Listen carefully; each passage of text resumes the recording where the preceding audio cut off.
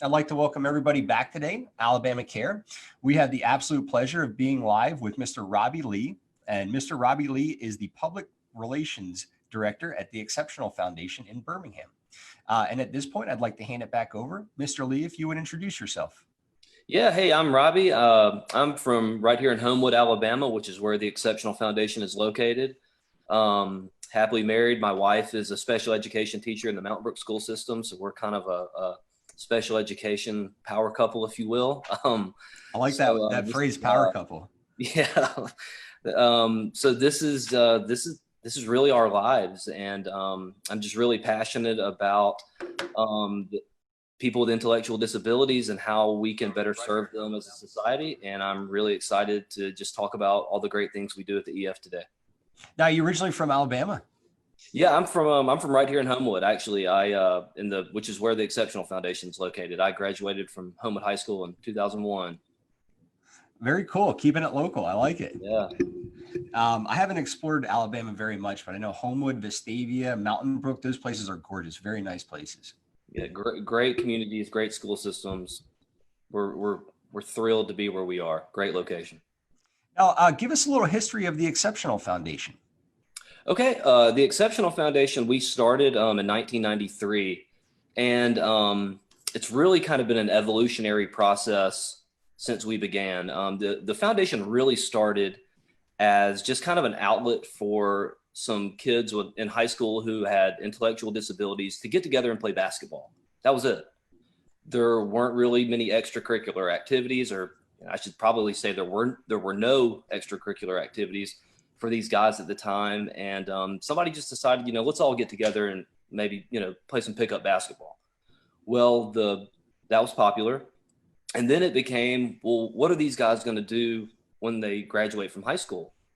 Because all their peers that they've been attending school with, they're about to go off into college or start families, join the workforce. And these guys were kind of left behind. Mm-hmm. And so it was pretty evident at that point that they needed their own place. They needed somewhere where they could gather and make friends and just kind of carry on and live life to the fullest. So that really planted the seed that has spread a lot of roots. And again, like I said, our program has evolved so much from that point, because it's kind of like, if you build it, they will come kind of mantra. Yeah. We built it and people just kept coming. And it was so evident that the demand for the services we were providing were immense. And fast forward to today, and we've got Exceptional Foundation locations throughout the Southeast. We've done multiple expansions to our building. We've increased the number of people we serve, hundreds of times over. And it's just been really cool to see just the evolution of what started in 1993 really become this kind of just this really big community pillar that it is now. It's really cool. That's amazing that it started with just pickup. Yeah, right. And from pickup came so many other things. It was, I don't think whoever, the people that were involved with starting this in 1993, I don't think they could have dreamed where we are today and how much it's grown. Yeah. And again, what we're really trying to do is just give the intellectually disabled population an opportunity to live life to the fullest, to enjoy all of the many things that you and I get to enjoy, especially when we're talking about socialization and just making friends and, starting relationships.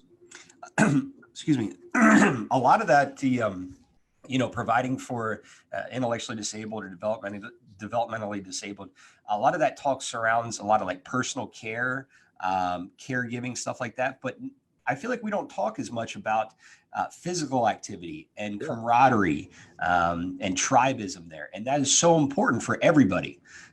So I think you guys are hitting on a very important subject of everyday life that allows people to have that. Now, you said that there are a few locations in the Southeast. Are you guys the first? Yes. So our the Homewood location was the very first one. I think the next location was Memphis. Memphis has since changed their name and kind of gone into different direction. But as we stand currently, we have Exceptional Foundation affiliates in Daphne, Alabama, Auburn, Alabama, and Atlanta, Georgia. The Atlanta location is the newest, but they, from what I can tell, they seem to be doing quite well. And quite frankly, all of the locations are thriving. And, wherever there is, wherever there are people, these services are in need. Are you guys looking to continue expanding? I think I think at this point we are probably more content to consult. I think we're more content to consult, and to that endeavor, we are happy to, lend our advice to anyone who might be thinking of starting something similar anywhere. But as far as Exceptional Foundation affiliates, I think we're maxed out at this point. It's hard to keep that culture if there's a big geographic distance. It is. It can be tough there. And what age group do you serve? So when we started, we primarily catered to adults, or specifically teenagers that were aging out of high school. As we stand today, we now serve children as young as 5, and I believe our oldest adult is in their early 80s. There's really no limit to the oldest person we'll serve as long as they meet our criteria and everything is fine on that end. Then there's no limit on the top half. But we serve children as young as 5 and just all the way up, and we have specific programs for each age group. I was going to say there's got to be different programs. 5-year-old may not be in the same program as an 80-year-old there. No, not at all. And we have always done a great job of separating our age groups. But in 2015, we added an immense addition to our building, which is the J. Harbert Youth Center. So we have an entire wing of our building that is specifically for children. And the building is there's basically 2 halves. And when our kids are there, they don't even know our adults are there and vice versa. They are kept entirely separate, and they're different programs just under the same roof of a very large building. Yeah. Now I have heard some benefits of school programs where they'll go into a nursing home and the benefit of the older and the younger together. Do you guys do any of that in passing by or some activities where they're together? Not so much. We do allow our youth siblings to attend the program as well, so that we have some kind of peer involvement in that way. And we also have an action club, which is a service wing of the local Kiwanis Club with our adults. And we do go into nursing homes and various, places like that and kind of offer, any kind of civic help that we can provide, just kind of paying it forward. But we do our best to keep our age groups separate. And I'm sure those places that you go, they're very thankful and grateful that you guys are there. That's awesome that you guys do that. How many people do you guys serve here in the Homewood location? Okay, so on our mailing list, we have over 700 people. Oh, wow. In a given year, I would estimate that we serve well over 400. We had about 275 people enrolled in our summer camp in 2019. That's a huge camp. It's a big camp, man. Summer is no joke at the EF. Yeah. We hire a lot of extra staff. It's a whirlwind of 8 weeks, but it's a lot of fun. But we really kind of offer an a la carte menu. We have people that, might work, Monday through Friday, have full-time jobs, but they just want to play basketball with us on Saturday. Or we have people that just want to come to our dances. And then we have people that quite frankly participate in everything we do. So there's kind of a whole range of options. So most of the people we serve do come to our day programs, but we do have, I would say, around 100 or so of people that, kind of pick and choose just kind of what they want to do, and we'll see them here and there. I was going to ask what's the biggest population there served. And you said it's kind of the day program. Yes. Our day program is immensely popular. There are employment opportunities out there for people with intellectually disabled. There aren't a ton, so we're really thrilled for the guys that we have that do have that opportunity. But we're certainly understanding that that's not an opportunity everyone has. So we're going to make sure that they have an exciting week too. So I'm going to kind of jump around here. I want to stick with Dayhab. How has that been going during coronavirus? It's been interesting. It's been different, but I'll tell you this: we're in a really good place. We made it through 2020. We closed down for 13 weeks. I think we were one of the first programs to reopen. We reopened on June 15th. albeit with a lot of restrictions. Everyone had to wear masks. We did temperature checks. We quit doing field trips. We cut back on a lot of the activities where there were a lot of high touch, kind of content, things like that. But we were able to keep it fun, and we were able to keep our guys wanting to come back. I know it was a challenge for a lot of people, especially with the mask, but I think we were kind of the first, people to prove that this can be done. When people were going back to school, the thought was, oh my gosh, are these kids going to be able to wear masks? And we were able to say, yes, we've been doing it since June 15th. And we were just really encouraged by how diligent our participants were in remaining safe. But, that said, we are eager to get things back to normal in the coming months. We are eager to just kind of pick up where we left off in March. And I think that's going to come quicker than a lot of us think. I got an email. I run a provider. I got an email the other day that said that the caregiving staff can get a vaccine right now at UAB. I contacted UAB and they said they're still giving it to their staff there, but it should be soon in the next few weeks. And then after that, it's the individuals that we serve. So I think in like the next couple of weeks, months, a lot of that population will be vaccinated. Yeah, we've actually been in contact with the Jefferson County Department of Health, and we are working to get our guys, get them inoculated. That is our primary goal right now. And we realize that, things won't get back to normal until, we've accomplished this vaccinating feat, and we are doing our diligence to make sure our guys are in the right place in line for their shots. We had Dr. Scott Harris on the broadcast a few weeks back, and he said he was thinking like June, July, and then everything's behind us. I hope it's earlier than that, though. I can't go that long. I'll take June, but I'll take May or April too. Well, I really think it's cool that you guys opened back up in June of this year, with all those precautions, because that gives consistency to the population you serve. There was a lot of breakup in that daily routine, and I am a habit of nature. I like my routine, and I think the population that we serve really needs their routine. And for you guys to open back up and give them that is a really big thing. It gives them back, the things that they enjoy. Exactly. So I applaud you for doing that. So let's talk a little bit about the requirement for entry. Can anybody become a member of the Exceptional Foundation? Well, we do have some criteria that people need to meet before they join our program. With our staff ratio, which is typically around 7 or 8 to 1, we unfortunately can't take on participants that need one-on-one care. Participants have to be able to go to the bathroom independently. They need to be able to feed themselves independently and just generally conduct themselves in a mature manner.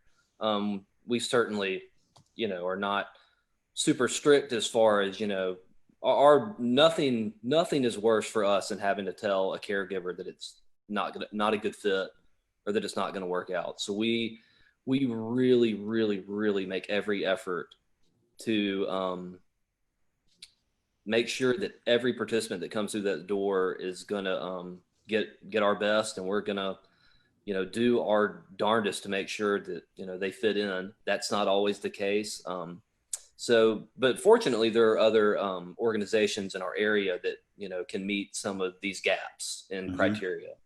So there is kind of an entry there. Now, the people that you serve, do they have to be on a waiver at all, or is there some private pay, or what does that look like for a mom or an individual looking? So typically we have always prided ourselves on keeping our program extremely affordable. I believe, I'm not entirely sure, for a full month, which we're open 8 to 6 Monday through Thursday, a full month is about $300.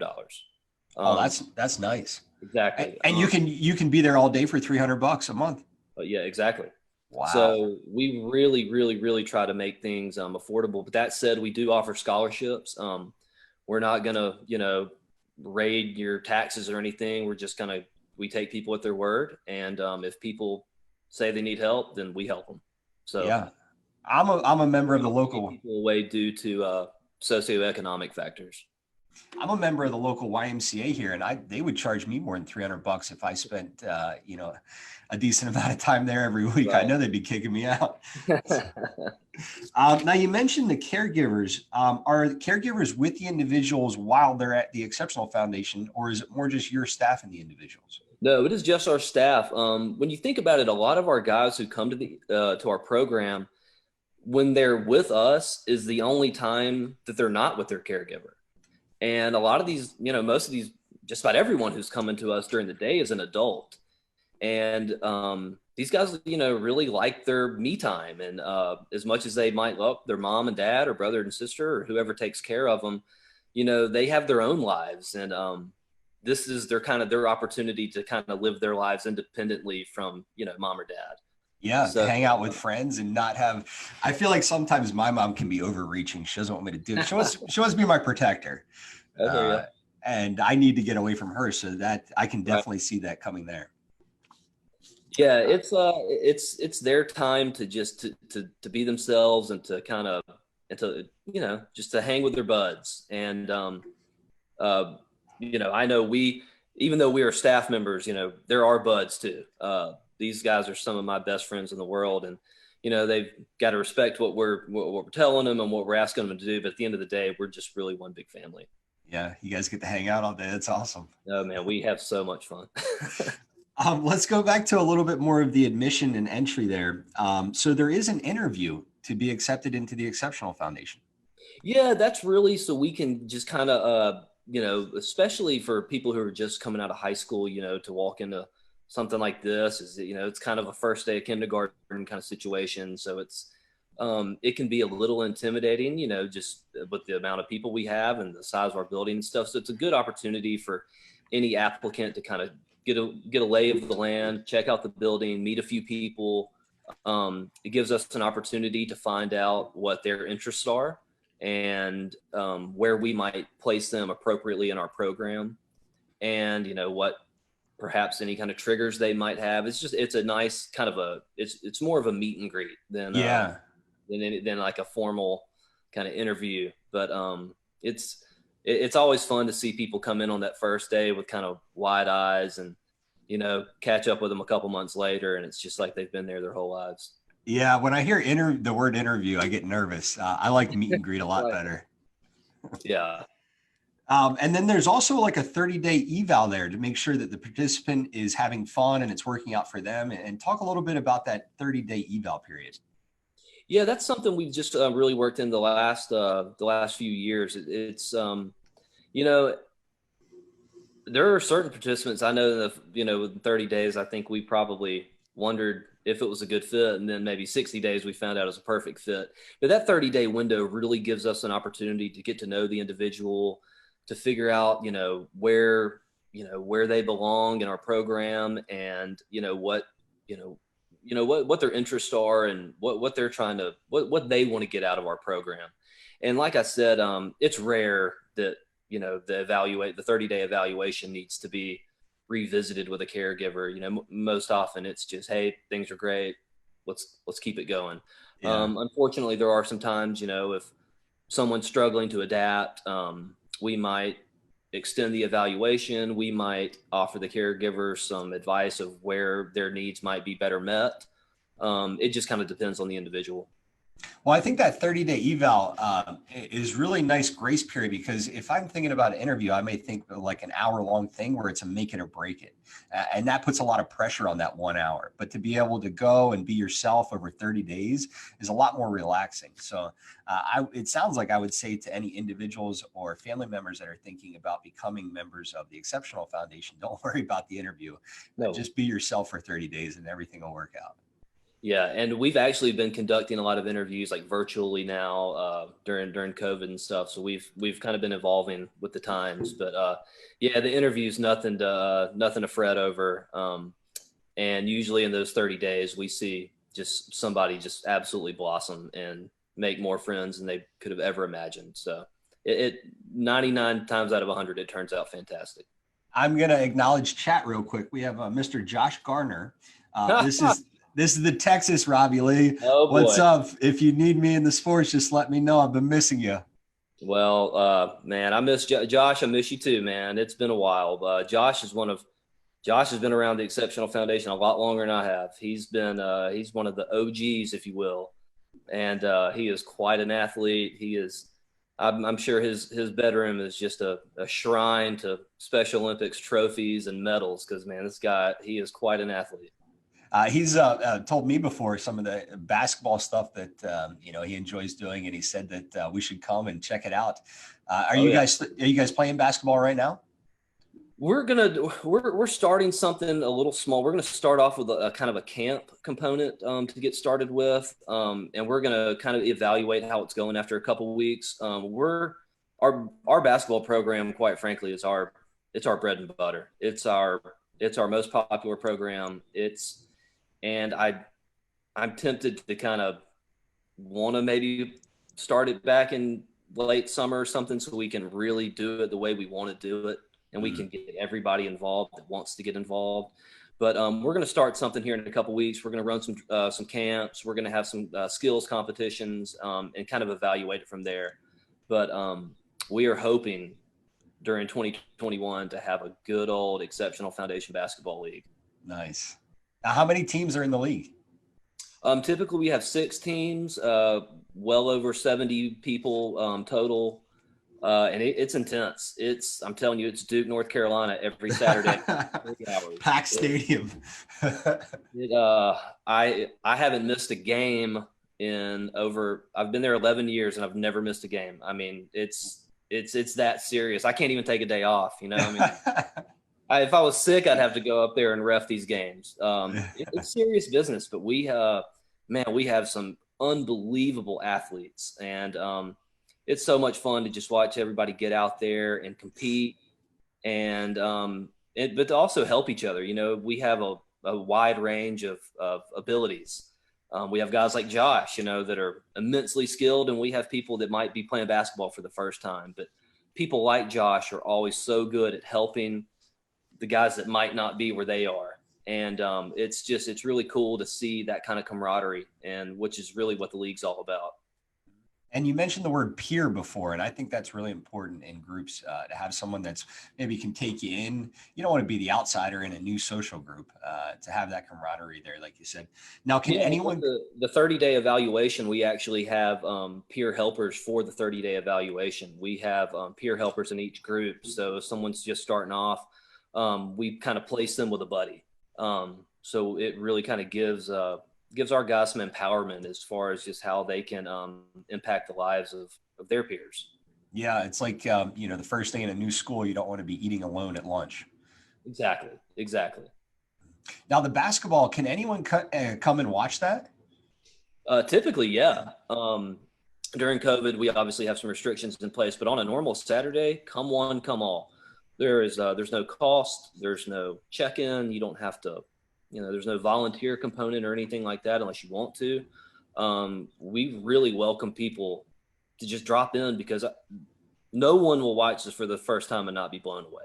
Yeah. And one of our favorite things to do is surprise people. People kind of, they think Down syndrome, autism, these kind of things, and they kind of, they think they know what it might look like. And then they come in and they see the level of competition and they're just, they're blown away. Yeah. I think last season we had a game end on a 3/4 of a court swish heave as the buzzer sounded. I mean, it was like, it was Sports Center stuff. And we have moments like that every week. So when we are back to normal, I would absolutely encourage come on, come all, please. Josh has invited me to come. So when you guys get up and running and the league's back, I want to come and see a few games. Now, big fun. Is the league accessible to someone that may be in a wheelchair? Can you play on the game on a team? No, that just presents some safety issues. We do allow participants in wheelchairs to play in our softball league. We play at West Homewood Park and over here in Homewood, and they've recently turfed all their fields. So they're really it's not a Miracle League field, which is a different material, but it is really conducive to not getting your chair dirty if it rained a little bit. Basketball wise, we are not there yet. There is the Lakeshore Foundation that I know has an amazing wheelchair basketball league. But as far as that goes, softball would probably be the only sport that we offer that, that we would, that wouldn't be a safety issue. Mr. Gunner says, and for the Special Olympics, the U.S. soccer overseas, I'm unsure. Are you guys sending a team overseas? No, I believe what Josh is referring to is really cool. So every state has their own Special Olympics organization. And then there's the national games that they have hold each year for athletes in the United States. And then they have a World Games. Well, Josh got to go to the World Games as a soccer athlete, I believe in 2008 or 9, and Wow. in Ireland. So Josh got to go to Dublin, Ireland, and compete in the soccer competition, which is, I mean, that's probably one of the coolest things any of our guys have ever done. We've gone. Me and Josh personally went to the national competition my first year in Nebraska, and we've had some other guys go to some nationals, but international. Josh is it, man. He's the only one that's gotten to go. It was a cool opportunity. Oh, Josh, if you need an entourage to go over to Ireland again, let me know. Seriously. Yeah, I'll hold some bags for you, dude. Let's talk about some of the other programs at the Exceptional Foundation. Let's talk a little bit more about the day program and Okay. what would someone expect that activity daily to look like? What would I be doing if I was in the day program? Well, there are certain things that happen at exact times every week, and then there are certain things that change every week. So we have 4 groups. We have a green, they're coded by color. We have a green, orange, purple, and yellow group. And they're grouped by their interests and, just what their preferred activities are. Our green group tends to be older. They are, more likely to be seen playing bingo or doing some kind of adapted sports activity. Whereas our yellow group tends to be younger and is super active. These are the guys that just want to play basketball and dodgeball all day long. And so we have our participants grouped that way. And then the groups in the middle kind of, it's kind of a mix of both. But a typical day, we would probably go on a field trip. We would play some games in the gym, whether it be basketball or dodgeball or any number of gym games. We do art, we do music. We have vendors come in our building. Ed's Pet World in Homewood always brings their snakes and turtles and lizards and stuff, which is cool. But primarily we're trying to keep it fresh. We know that karaoke is going to happen every Wednesday at 2:30. That is etched in granite. There's nothing that's going to change that. But now, is that a big hit? The karaoke? Karaoke is huge. I imagine. The things that we do every week is we take bowling field trips every week. We do an art project every week. And we do karaoke every week. Those things that will never change. And but for the rest of the stuff, yeah, we're just we're always looking for new ideas as far as field trips and just kind of fun activities we can do. We travel a lot. We've really been all over the United States, whether it be for overnight sport trips or just kind of fun day trips to Graceland or casinos and things like that. Variety is the spice of life, and we absolutely subscribe to that thought. It sounds like an amazing. I want to be in that. I want to do that. Yeah, we have a schedule that we post throughout our building, so our guys can see. It's bracketed, by day, time. So our guys, specifically our guys with autism that are a little more regimented on a schedule, they know exactly what's happening at 8:30. They know what's happening at 9, 10. All the way down to the point where they leave. And it's really important, just to keep everybody on schedule. Now, in order to be a part of that program, do I have to come in every day, or what are the times? Is it 8:30 to 4? So we are open 8 till 6, but there's really no requirement as far as that goes. We have some people, you can come for a half day on Monday and that's it. Okay. Or you could come for a half day on Wednesday afternoons, or you could drop in for 2 hours while your mom has an appointment, or And again, we have people that just come 8 to 6 Monday through Thursday. It's again, we try to be as a la carte as possible. We do, like a heads up, because we, especially when we're running traditionally, we groups can get full, and somebody can't just walk into the building unannounced. But we certainly want to, we know our participants and their caregivers have busy work schedules, and they have their own lives, and we try to work around that as best we can. So people can kind of pick and choose what works best for them. Yeah, I imagine if I was an individual or a family, that's, even in the case of, I needed some help, or I had to go somewhere, for that $300 to be able to drop in anytime as a member is crazy awesome. And I really like how you have the different groups, for, interest there. I play hockey, and if someone threw me in the gold league, I'd hate it because I'd be getting skated around. And so I'm not in that league, and I'm in a different league. And I think it's good to be with people that you can, compete with, and also have the same interest there. So you're doing similar things.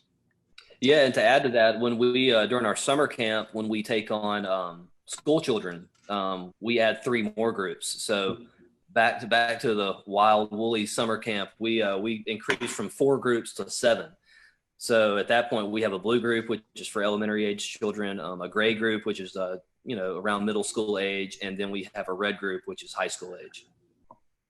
And you said at the last camp, you guys had 275 camp members. Yeah, in 2019, that was our biggest summer camp to date. And obviously we were prepared for another big one last summer until the obvious happened. But we're looking forward to just keeping on. And where is that camp located? So we're located at the entrance to Homewood Park in Homewood. Our address is 1616 Oxmoor Road. So if you've ever been to Homewood Park, as soon as you pull in, we are the building on the left. It's easy to kind of confuse us with the Park and Rec Center, which is right across the parking lot. But if you've ever driven down Oxmoor Road, you've seen us. We're right there. So you guys do the camp at your location? Yes. I wish I could tell you the square footage of our building, but it's large. We have ample space to serve well over 300 people. Specifically our youth edition that we finished in 2015, I think that gave us another like 15,000 square feet. I mean, it was a lot. It's a lot of room, and there are 2 floors. And all of the rooms have retractable walls, so we can kind of compartmentalize large rooms if we need to. So we have a lot of space. Now, when I normally think about a camp, I think about going out into, backcountry, and their big pavilions and big tents, and there's 10 people sleeping in a tent. What exactly is camp at Exceptional Foundation? So I would really compare it to any kind of traditional summer day program. Our guys, again, leave by 6 p.m. every day. It's not a overnight kind of situation or anything like that. But the name of the game is fun. And I'm trying to think how many field trips. I think we took 167 field trips just during summer camp in 2019. Wait a second. You took 167 field trips? How long is the camp? It's 8 weeks, between 7 groups. So that means every group went bowling every single week. They went swimming every single week. We went to the movies every single week. And then in addition to going to the McWayne Center, going to the zoo, go into a railroad park, you name it. If there's something fun to do in the Birmingham area, we're going to find out about it, and you'll see us there the next day. Now, does the camp cost extra? I believe, I wish I had that information right in front of me. I believe it might be a little extra, but I don't think it's anything significant. I have a family member, and she has to have a caregiver with her 24/7. Is she available to be an Exceptional Foundation member, or you can't have a caregiver with you? I don't know that there's a specific rule that you can't have a caregiver with you. I would defer to our program director on that kind of question. I believe, I've been here 11 years. I believe we've had a couple of people come through here that might have had like kind of an aide or someone like that with them. It really just kind of depends on the individual. We really try to tackle each situation, as its own unique individual situation. Try not to, blanket, everybody under one, rule. Um, Getting back to the camps, do you have to be a member of the Exceptional Foundation to go to camp? No, we have people, back to the a la carte menu. We have, people that you can, if we have a program, you can take advantage of it, period. You don't have to be a member of our day program to take advantage of anything that we offer. And when is the, so you guys are going to have a camp this year, you think? Yeah. We had a camp last year. It was obviously not near as large. It looked a lot different than every other year. But we still had a camp. We still had fun. And we're thinking that the 2021 camp is going to look a little more like our previous camps. But we're undeterred. Safety is obviously our primary concern, no matter what. So we're going to do everything we can all day, every day to ensure the safety of our participants. But that said, we also know that our mission is to serve these guys. And so we're going to do that with safety in mind first and fun in mind second. When do you guys think that'll, be this year? Are you thinking June, July area or more August? Yeah, our summer camp almost always runs the 8-week period during June and July. Okay. When it's hot and you can get inside. Yes. Let's talk about another program through the Exceptional Foundation, the after school program. The after school program is, like I said, when we first started, we primarily catered to adults. And as we continued on, we saw that, why aren't we serving children too? And so the after school program was just kind of a natural occurrence from that. And the way this works is specifically kids in Homewood, Mountain Brook, Vestavia, Hoover, if they don't have, an opportunity to do something after school, they come to us. And so when these guys finish school at 3, they come to the Exceptional Foundation, and we always have, fun activities. We do a lot of camps with the after school program. Some of the fun things we've done is a sports camp where we have local college teams come in, and each week they teach our participants a different sport. We've recently done a karate camp, which was a whole lot of fun. All the guys got their own karate uniforms, and we've done cooking camps and science camps. We've really found that the more things like that we offer, our guys tend to really enjoy these kind of things. So we typically have about 20 to 25 people enrolled in our after school program. Travel is obviously an issue, with it being just a window between 3 and 6 p.m. Unfortunately, we're still searching for a way to get more people involved. Just getting to our building is an issue, specifically for people who have parents at work. But our after school program has really it's really taken off, and it's great that we can, give these guys, whether, you're in kindergarten or in 6th grade, we can give these guys an opportunity to keep having fun until it's time to go home. Yeah, I was going to ask, you said it's about 25 people. What is the age, what's the age range there? It's, I would say our youngest person in our after school program currently is probably like 9. Again, you can come as young as 5, and we will put you in an age appropriate group. Some of our guys, if you're in our after school program and say you're 16, 17, we'll start kind of phasing them into our adult program downstairs. So whereas they technically might be a member of our after school program, they're really kind of transitioning into our adult program. So again, it's just based on the individual, where they are, just from a maturity basis, and where they're going to just have the most fun and get the most out of it. I really like that point that you made of the transition. So if you're thinking about going into the Exceptional Foundation for the day program, even if you're in high school, 16, 17, get involved now, because you can really see and make sure it's a good fit and get your feet kind of grounded there. Yeah, and we've watched people grow up. There are a couple people that have been there longer than I have, but I've been there just going on my 12th year, and I've literally watched children, go from elementary to middle to high school and to finishing up. It's just a cool journey to kind of all go through this together. Kind of feel like a big older brother. Yeah, a lot like a big older brother. Now, the Exceptional Foundation serves individuals that have intellectual or developmental disabilities. Can someone that maybe doesn't have those, can they go to that after-school program?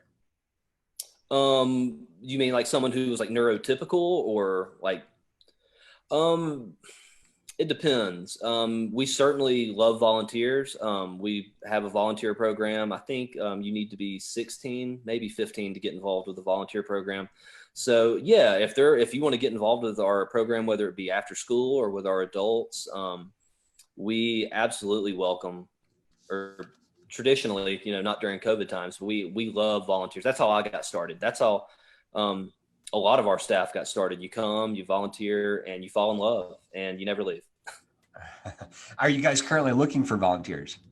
We are not right now. We have really kind of curtailed the number of people we are allowing in our building. As you can imagine, a lot of our participants have comorbidity issues that make them particularly susceptible to COVID-19. And so we have kind of cut back on our volunteer program in the short term. But we, like I said, like everything else, we are really, really looking forward to getting things back to normal soon, because we annually have hundreds and hundreds and hundreds of volunteers, whether it be corporate groups or individuals or nursing students or just individuals in the community that are, looking for something fun to do and a way to give back. Yeah, I could see reffing like a game would be really fun on a Saturday or something Well, like that. you say that, and They get mad at the call. That was not. I'm not kidding, man. It is intense. Our current athletic director, which was my position for 8 or 9 years, she is so nervous about reffing that she still makes me do it, because it gets intense, man. I mean, some of these coaches, they've been doing it a long time, and they want to win. And if you make a bad call, they're not afraid to let you know about it. And it's intense. I feel bad for the refs in my ice hockey game. Everyone gives them a lot of Can't be easy on stage. Yeah. Speaking of the Saturday sports leagues, we talked about basketball and we mentioned softball there. Are there other leagues? So as far as our Saturday leagues, softball and basketball are it. That said, we have many, many more organized sports leagues. We have a golf program, we have a tennis program, volleyball, swimming, bowling, track and field. We have our youth sports camp for our children.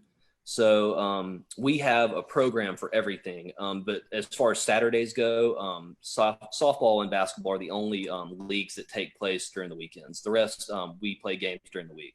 Yeah, it sounds like you guys hit every sport. Or if someone's interested in a sport that you guys don't do, you guys would make a program for it.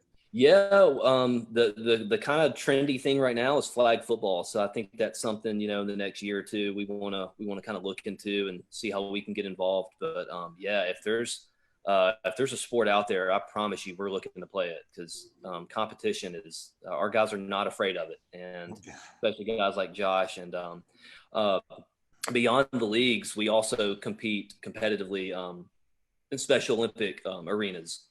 We do not just our Saturday league is kind of come one, come all. And then we kind of take the 15, 20 best players from that league, and then we compete competitively around the state. And if it's a good year, we might get the chance to compete nationally. Yeah. Where does it, so have you guys competed nationally in the past? Yes, we went to the national games in Lincoln, Nebraska in 2010 for basketball, which was it's still to this day the longest trip I've ever been on. It was longer than my honeymoon. So Josh, if you're still watching, man, that was the longest trip I've ever been on. Still, but it was a lot of fun, and it's something that they do, the same rate as they do the Olympics, and we're always looking to get back into the swing of things. That's something, we're not content for one and done. We're looking to get back in the near future. Now, do you guys hang the banners? No, I don't know that we got a banner. We usually just get medals. But like I said, I know guys like Josh and some of these guys that have been around for a long time. I mean, I can't even imagine how shiny their rooms are. Yeah. I mean, it's just blinding walking into these rooms, because all the sports I named, we're talking about a trophy or a medal just about every year from each one of those sports. So it adds up. Mr. Things Garner get says, intense out there. Our as intense as our Saturday basketball league can get, these Special Olympic games get a lot more intense. what does that look like in the state competing, or who do you compete with in state? So we typically play park and rec teams. We play guys from Tuscaloosa. We play Anniston. We play the Helen Keller School, which is located in Talladega. We also play Talladega Park and Rec, Montgomery, Selma. We have a lot of competition out there. As Josh would tell you, the Tuscaloosa guys, man, they're in a class above. We're still searching for that signature victory versus them, but they're good friends of ours. They're ballers. Yeah, Straight up. Kind of arch nemesis in the competition world. Man, if you want to really see something, come watch those guys play. It's a doozy. Yeah. Mr. Garner says, that's right, buddy. And I think he was referring to that trip to Lincoln, Nebraska. Yeah, man. So much fun. Let's kind of transition here. We're getting toward the end of the broadcast here.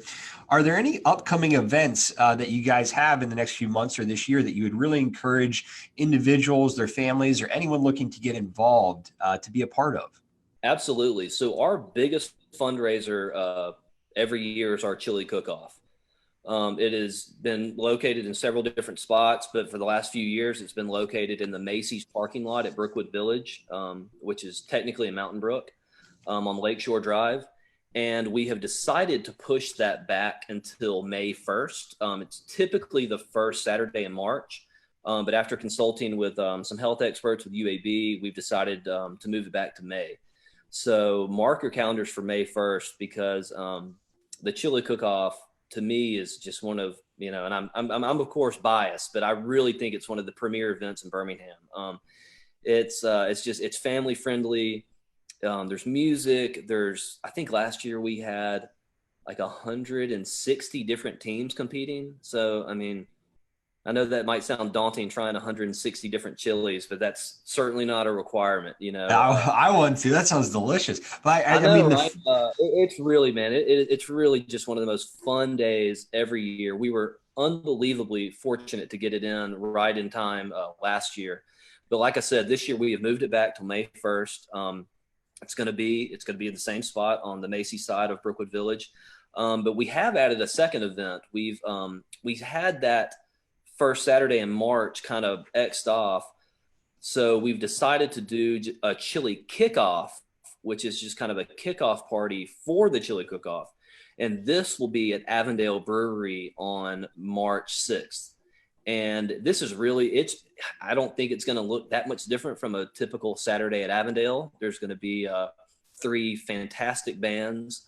We'll be there. Some of our guys will be performing on stage in between the acts. We've got some really musically and dance inclined participants. So it's going to be a fun day. It's going to be really low key, but Avondale has been so good to help us out with this, and we will get some proceeds from that. So the 2 big things are March 6th at Avondale and May 1st at Macy's. And I'll go ahead and post those links in chat. So when people watch this and they want to get a quick link, they can go to that. Awesome. For the chili cook-off in May, I saw somewhere, thousands of people come to this. Yeah. It's always been a hard job to get a true head count, but based on what the police and some of the crowd people have told us, that they estimate it's, well over 10,000. And I think it's probably been closer to 12 some years, which is just, you think about it, and with no city stages, no music festival here in Birmingham, heck, it might be the biggest event in Birmingham. I don't know, Yeah. But again, it's family friendly. It's affordable. Tickets are always $10. Pay $10 and you can just eat your fill and just have the best day of your life. So it's just a fun event that the community has been so great with us on. I'm going to be there this year. This is the first time I've heard about it. I definitely want to come. Dude, I'm telling you, it's a good one. It really, typically, especially when it's in March, it's just a good event to kick off the spring season. People have been inside. It's been cold for the last few months, and not to say we haven't had a few cold chili cook-offs, but typically the weather's great and it's just a great day for people to get outside and start, mingling again. Yeah. Me and my girlfriend and her kids, that'll be great. They'll love that. Yeah, and kids get in free. There's always a kids center. The World Games have partnered with us the last couple of years, and they've had a little area for kids, a little sumo wrestling kind of stuff. We've got something for everybody. Speaking of the World Games, this is off topic, but they were supposed to be 2021. Are you guys doing anything with them? I know they pushed it back a year. Yeah, we've been in contact with them. I'm sure. I don't know that we've touched that base since the world was upended, with the COVID situation. But I know that we're looking to partner with them in any way that we can, and specifically like our Action Club that I mentioned, who kind of partners with local Kiwanis. We participated in the senior games as volunteers a few years ago that were in Birmingham. So we would certainly like to get involved with the World Games. And if nothing else, we'll definitely be taking field trips and taking our guys to see some events. I mean, we can't wait. Yeah, no, I'm excited too. I don't even know all the sports that are going to be in it, but it's going to be a cool thing in Birmingham. Yeah, we're stoked. Yeah, me too. Now, is there anything that we haven't talked about that you think individuals or their family members would really benefit from hearing? Yeah, I a couple of stories, just individual stories with our guys. Just Josh talking about basketball made me think of a kid named Casey that we serve currently. I think he's a senior at Oak Mountain High School right now. And I got a call from Casey's dad a few years ago. And Casey been the team manager, I believe he still is, for his basketball team, and had just absolutely head over tails fallen in love with basketball. It became his life. And his dad, was already kind of looking, down the road and was starting to think, well, when he graduates, is basketball going to be there? What's he going to do? So he calls me and he's voicing his concerns, and he said, we're just afraid that basketball is going to be pulled out from underneath him in a few years. And we want to get a jump start on figuring this out. And I wish I could have you could see how just my smile as he's telling me this, because I was just able to tell him, I said, sir, he can play basketball with us for the rest of his life. And so he was still kind of a little unsure what we were and how things operated. And he started playing in our young adult league. So we have several basketball leagues. We have a Saturday league for adults. We have a young adult league for teenagers, and we have a youth league for little kids.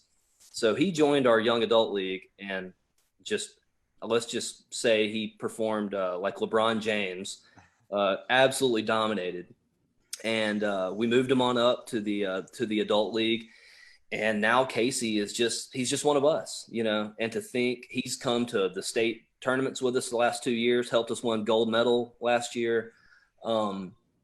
It's really cool to have seen this family that was on the brink of thinking, the love of my child's life is about to be taken away from them. And we were able to step in and say, no, we have got you covered. That's just one of those moments that it reminded us why we do what we do and why we're here is we can provide these kind of opportunities that just, they don't come around every day. And we're overjoyed that we could have helped, that we were able to help Casey, and then we're going to keep helping the next Casey, And I think it's so important what you guys do. And I don't want to say it's just all physical. You guys do so much else, but to be able to express yourself, physically and compete in that environment, it's really important. Not a lot of people talk about it. Right. We all hear about the COVID. We hear about, you got to get the vaccine, you got to stay in your home, but you also got to take care of your body. Yeah. You got to physically move around. And that's so important for your health and your well-being throughout your entire life. Yeah, we have a robust exercise program for our guys during the week. We're really conscientious about, maintaining a healthy lifestyle in our participants. And one more story on the flip side of that, that's not, related to sports. One of our coolest things that we get to do every year, we have a prom every single year for our participants. That's awesome.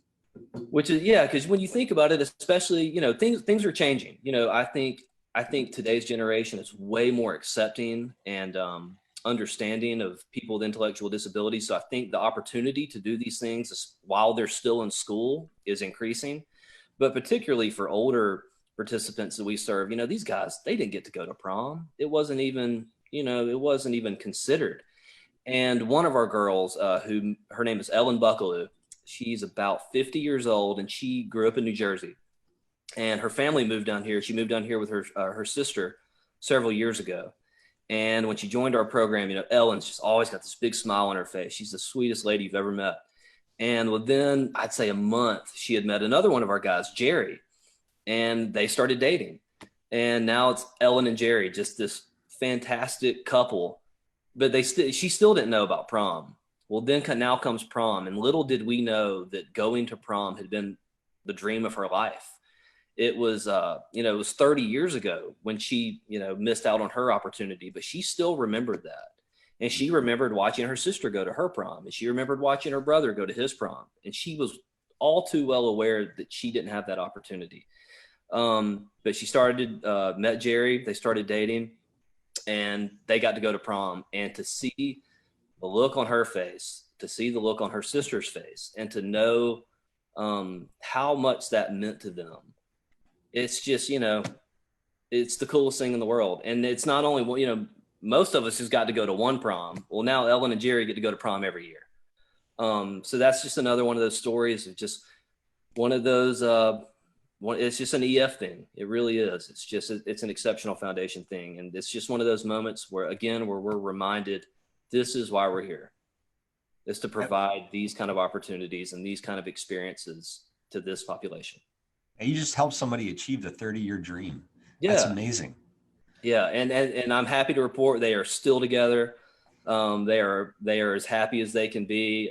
They've had some dates during COVID where, they'll go over and wear masks and hang out on the front porch. And they really, if you check out our social media, which I would absolutely advise anyone watching this, if you don't follow us on Instagram or Facebook, please do.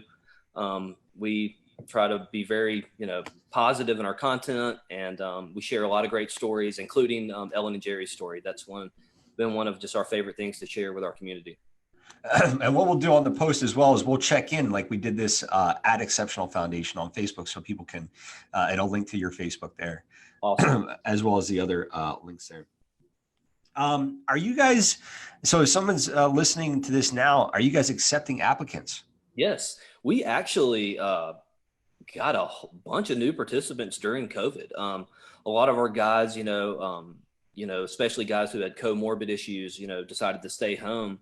But while that was happening, we had a real considerable influx of new participants in our program, whether it was school children joining our summer camp or after school program, or whether it was adults who had just finished high school and, were looking for their place in the world. I was really pleased with our growth during 2020 as far as new participants. And they're still welcome. You guys. Always. We are nothing worries us more than thinking of some man or woman with Down syndrome sitting on the couch who doesn't know that we're out there. Yeah. Nothing concerns us more. And we find, every, couple weeks that there's someone who's lived in Birmingham their whole life and somehow they missed us. And so, yeah, we're always looking to expand our participant base and to grow our family, always. I'd like to come and see. I've driven past your facility a few times, but I'd like to come inside and see. And so when can I start volunteering? When is that going to be available? I'm hoping soon.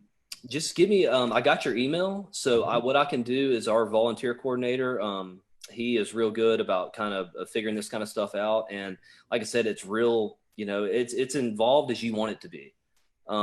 That's how I got involved. I was in grad school and needed 20 hours for an education class, and came and just fell in love, just came and hung out. Really, it's, you go some places to volunteer and they got you scrubbing toilets and sweeping. Yeah, don't do that to me. No, man, you come to the EF and you're hanging out, you're playing kickball, you're having fun. We're playing pool, we're playing ping pong. It's the most fun you'll ever have volunteering, I promise. I have a question for the chili cook-off, and even maybe for the one in Avondale before that. Yeah. How would you feel about us coming there and maybe doing some video or even a live broadcast from that for people that couldn't make it? I think that'd be fantastic. I would point you to our event coordinator, Candace Henderson, and man, I think that sounds fantastic. Yeah, we'll have to follow up on that. That would be really cool to be able to, either get some behind the scenes footage and then talk about it Yeah. in a broadcast and maybe a follow up, how it went. But we'll have to tinker with that and see where it goes. Let's do it. Yeah.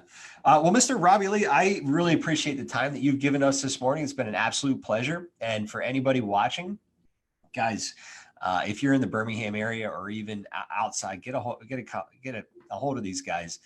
Learn about their programs. If you're thinking about getting involved, please do so. They're looking for people, and I'm looking forward to learning more about the volunteering work that's possible. So.